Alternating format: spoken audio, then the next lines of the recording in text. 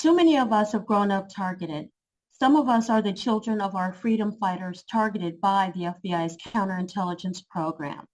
Some of us have simply grown up in communities occupied by local law enforcement agencies, militarized with surplus military weapons and equipment, trained with misplaced military tactics. On December 18th, the Exposed COINTELPRO and Beyond Coalition will host its third educational forum, Growing Up Targeted. Our panelists watched their parents incarcerated for their community organizing efforts, went to school under FBI surveillance. But their stories are not unique.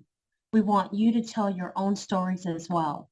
Please record a video recounting your own stories of law enforcement targeting and how it has impacted your childhood, shaped your adulthood, colored your perceptions of those who wear guns and badges, who swore an oath to serve and protect your community. When you post your story, we're asking that you use the hashtags #GrowingUpTargeted and #ExposedCOINTELPRO. Let your audience know that you have registered for our December 18th event. Urge that they do so as well. Your use of these hashtags will help us promote this important event. Help us educate members of your community. Help us mobilize a broad coalition in support of our efforts to expose COINTELPRO and to pass H.R. 2998. Ripped us apart like Mr. did Celie and Nettie. And Mama told us that nothing but death can keep us from her. The FBI must be death. The CIA must be death. The U.S. government must be death. Because in us, they killed any hint of trust for them. They killed any inkling of ours to agree that we were some Americans.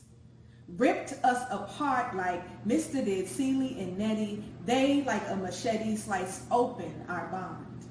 Pieces of us scattering every which way. We prayed for the day of our reunion. This is an excerpt from my play, A Political Prisoner in My Mother's Womb, which chronicles the experiences of my brothers and sisters, the circumstances of my birth, and the impact of the FBI's counterintelligence program on activists, children, and families. In 1969, our Baba Bilal Sunni Ali became a political prisoner. He was released in February of 1972. Later on that same year, our Baba Ahmed Obafemi became a political prisoner. He was released in 1975. We salute their sacrifice and commitment to their people. In 1981, the FBI and hundreds of law enforcement agents, along with helicopters and tanks, staged a pre-dawn raid on our family comrade's home in Birdtown, Mississippi. Our mother, Felina Sunni Ali, and her sister comrade, along with our grandfather, Alajo De Balola, and 13 children were arrested. The age ranges from 14 to 9 months. The older children were handcuffed, and the smaller children, along with my younger sister, my twin brother, and our hands were zip-tied.